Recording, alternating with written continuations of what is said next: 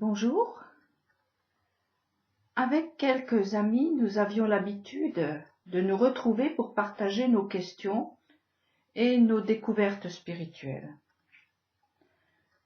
Un savant dans les doctrines chrétiennes et spécialiste de celles dites pauliniennes nous accompagnait régulièrement. Bardé de diplômes, ancien missionnaire, nous attendions beaucoup de sa part. Il était assez discret, ses interventions étaient appréciées, mais trop théoriques à mon goût. Moi, je puisais mes exemples dans ce qui est communément appelé Ancien Testament. Cette partie négligée de nos Bibles était, à mon avis, une mine de richesse pour vivre, une bouffée d'oxygène pour respirer. Un jour, à force de le titiller, ce qui devait arriver arriva.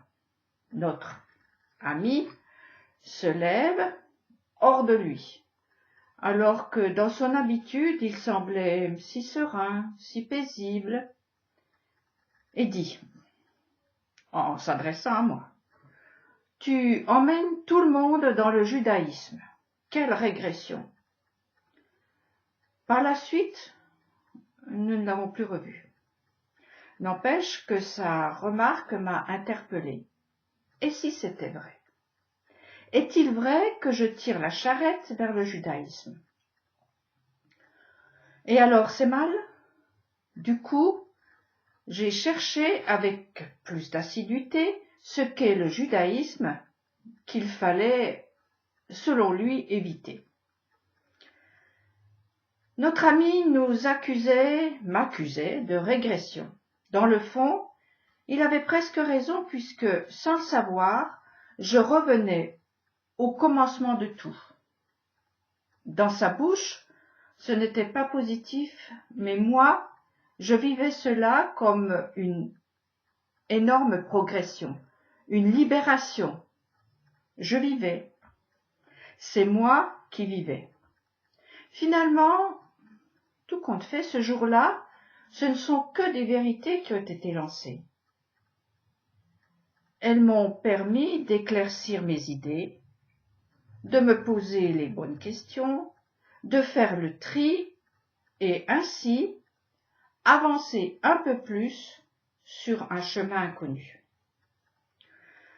Ce n'est pas la seule fois que ce genre de jugement m'a été asséné par des amis, sous d'autres formes, mais avec cette idée que je régressais au lieu d'avancer. Avec le temps, j'ai appris à les laisser dire et à me contenter de vivre. Vivre avec le peuple qui est sorti d'Égypte, qui a traversé la mer et le désert, conduit par un berger puissant dont le bras et la bouche sont animés par l'Éternel. Les pérégrinations de ce peuple sont mes pérégrinations. Il est un modèle pour marcher sur les chemins escarpés de ce monde. Le mini-tremblement de terre qu'a provoqué la colère de cet ami a fait remonter des bas-fonds de ma mémoire une croyance que je qualifierais aujourd'hui de meurtrière. Elle a pour origine une phrase écrite par Paul, un apôtre très apprécié dans certains milieux chrétiens. Il écrit dans sa lettre aux Galates, « Si je vis, ce n'est plus moi qui vis, c'est Christ qui vit en moi. » Cette phrase extrêmement connue s'était fichée dans mon esprit comme une bombe à retardement. Elle y tournait sans cesse, bien cachée, parasitant toute envie de vivre, ici et maintenant. Heureusement, elle s'est finalement trouvée face à une flèche écrite par les anciens dans l'Ancien Testament. « Voici aujourd'hui, je place devant toi la vie et la mort. Choisis la vie. Si c'est à moi qu'est offerte cette possibilité de choisir, ce n'est pas à un autre de vivre à ma place, c'est à moi de vivre.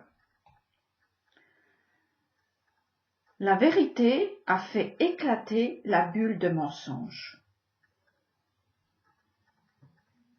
Vite dit, mais pas vite fait. Il y avait des métastases et le traitement doit être énergique et il est long. En découvrant les enseignements transmis de génération en génération dans la maison de Jacob, surtout leur sens profond, j'ai eu l'impression, malgré tout, d'éclater en 1000 couleurs. Ce n'était pas un seul personnage, mon modèle, mais tout un peuple, avec ses imperfections, ses mesquineries, ses colères et ses élans de vertu. C'était moi. Moi, dans toutes mes contradictions et mes mauvaises foi. À ce moi-là, tenant la main de tout le peuple choisi pour traverser les pièges de la destruction programmée, à ce moi-là était permis de vivre. Ce n'est plus moi qui vis, c'est l'autre qui vit en moi. Dans la pratique, comment ça se vit ça? Pour celui ou celle qui prend la peine de réfléchir à cette affirmation, c'est terrible. Imaginez un peu la situation. Quelqu'un vit à votre place. Il est dans votre maison, dans votre chambre, dans votre lit. Il y a de quoi devenir fou, non? Mais c'est peut-être la raison pour laquelle il n'est pas demandé de comprendre, mais de croire. Bon, c'est plus facile. Mais comme base de suicide collectif, à petit feu, on ne fait pas mieux. J'ai donné ma vie. Il a ma vie, il vit grâce à ma vie le nourrit, elle devient sa vie, comme la viande que je mange devient ma vie, avalée, digérée, dissoute, je me confonds avec un grand tout de solitude. Il est temps de se réveiller pour voir ce qui me dévore, ce qui vit grâce à moi. Au bout du bout, avec courage, regardons la vérité. Une vie existe à mes dépens, donc elle me vampirise. Elle vit cette vie grâce à la mienne, que je lui laisse. N'est-ce pas le sort des esclaves qui ont perdu leur vie au profit de leur maître? N'est-ce pas de cette situation que l'Éternel veut nous sortir de la maison d'esclavage? Il me semble que oui. Non, je ne suis pas rétrograde, au contraire. Plus j'avance dans les enseignements du judaïsme authentique, plus je me sens en avance sur mon temps et sur ceux qui vivent pour un autre monde et un autre temps. J'ai compris lentement que c'était cette maison qui était à laisser derrière moi. C'est celle qui était prise par un autre. Il fallait la libérer, chasser les intrus, en l'occurrence les fausses croyances. Sortir pour vivre. Je ne parle pas de l'existence ou pas de ce sauveur divinisé. Ce n'est pas le sujet aujourd'hui, je parle du sacrifice de ma vie qu'il semble me demander. C'est au moins ce qui est présenté comme un idéal à atteindre. La mort, ma mort, au profit d'un autre, ne peut être source de vie. Choisis la vie. Il y a l'expression reprendre sa vie en main. Ce n'est pas une simple rhétorique, car il faut véritablement l'arracher à la gueule du prédateur. Ce n'est pas une mince affaire. Ouvrir ses mâchoires, desserrer ses étreintes ou ses griffes. Mais ce Paul n'a pas dit que des bêtises. Dans une autre lettre, il dit « Toute chose concourt au bien de ceux qui aiment Dieu ». Je ne sais pas de quel Dieu il parlait. En tous les cas, notre ami, son disciple, ne se doutait pas que son coup d'éclat allait me rapprocher un peu plus de la source, celle du commencement où Adam est apparu. Adam, ce personnage bien mystérieux, duquel nous sommes tous les descendants et de ce fait dont nous portons les traces. Le nom Adam est construit avec la tête des noms Elohim, David et Moïse. David. Il explique à Saül, qui doutait de ses capacités à affronter Goliath, il lui dit « Quand survenait le lion ou l'ours, qu'il emportait une bête du troupeau, je le poursuivais, je le terrassais et la lui arrachais de la gueule. Alors il se jetait sur moi, mais je le saisissais par la mâchoire et le frappais à mort. » Moïse, lui, a affronté victorieusement le crocodile qu'était Pharaon. Bien sûr, chacun de ces personnages vit quelque part dans les descendants d'Adam que nous sommes, et le mal le sait parfaitement, d'où son acharnement à nous prendre notre héritage. Par tous les moyens, il nous empêche d'en prendre conscience. Donne ta vie. Donne-moi ta vie pour que je vive, susurre-t-il quand il ne hurle pas. Domine le mal, a été dit à Caïn. Ne le nourris pas de ta vie, ne te donne pas en pâture. Il veut te prendre dans sa toile pour sucer tes forces. Caïn, tu es un cultivateur, l'homme de culture, celui que détestent les dictateurs. David et Moïse ne sont pas dupes de leur victoire. Ils savent qu'ils n'étaient pas seuls dans leur lutte. David dit encore à Saül, « L'Éternel qui m'a protégé contre l'ours et le lion me protégera aussi contre ce Philistin. » Dans la structure du nom Adam, nous avons donc le M de Moïse, le D de David, reste le Aleph de Elohim. Ce qui veut dire qu'une autre puissance va essayer de détruire le nom Adam. Elle n'est pas animale celle-là, comme pour le M et le D. Le Aleph est attaqué par une idéologie portée par un homme appelé à travers toute l'histoire et jusqu'à la fin des temps, Amalek.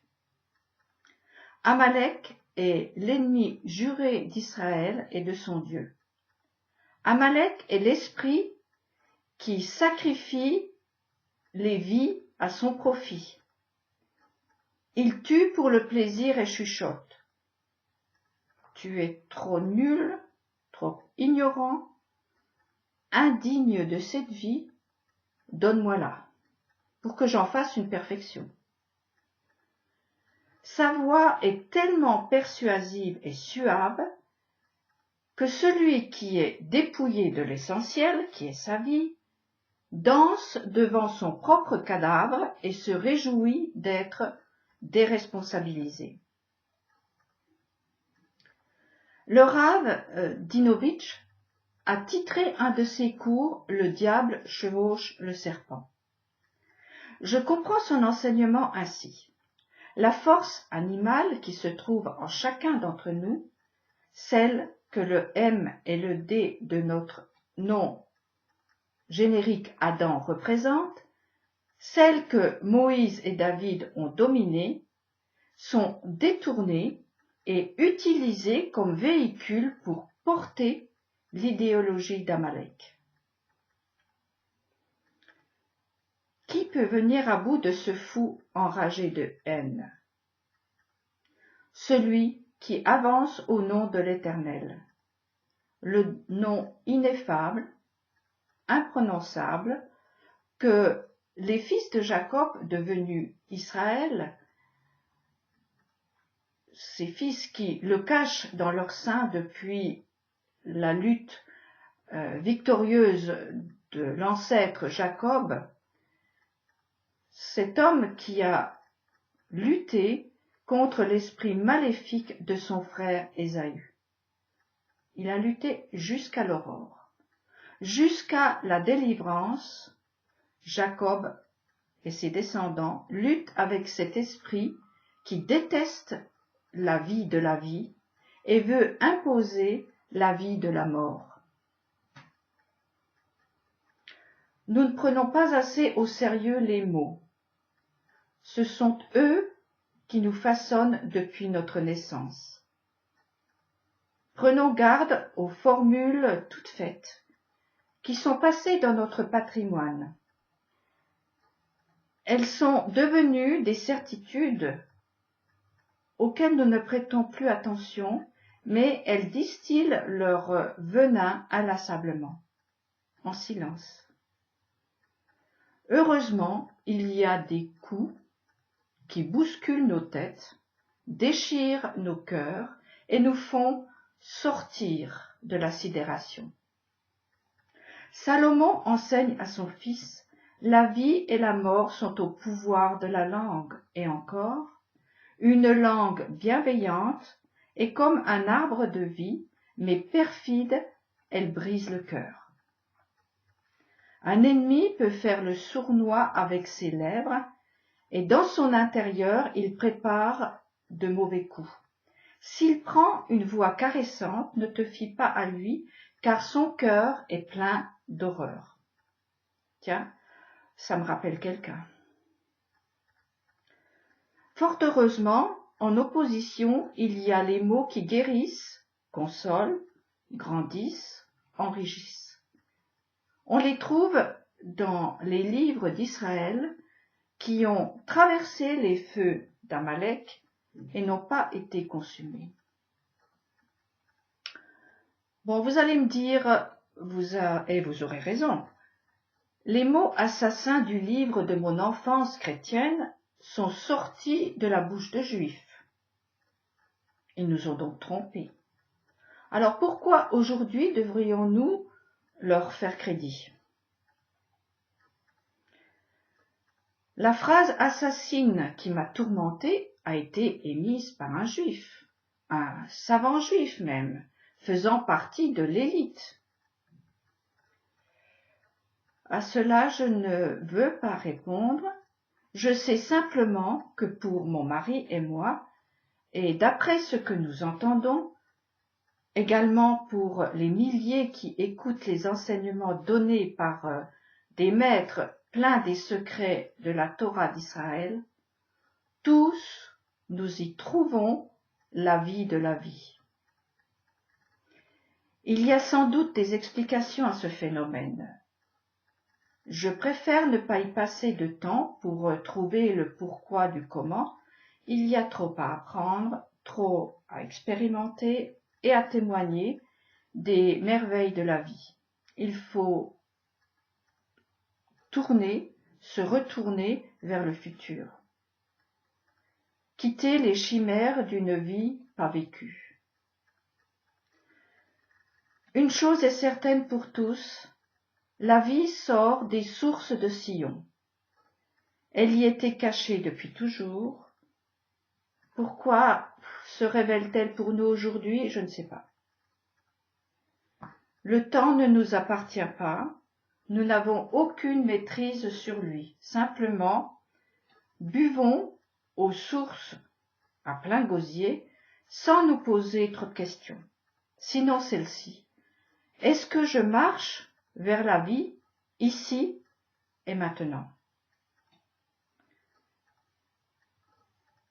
C'est moi qui vis, et moi qui suis responsable de ce temps qui m'est donné en ce lieu qu'est la terre, créée il y a si longtemps pour que je l'habite et en prenne soin. À vous aussi, je souhaite de boire à longs traits aux sources éternelles.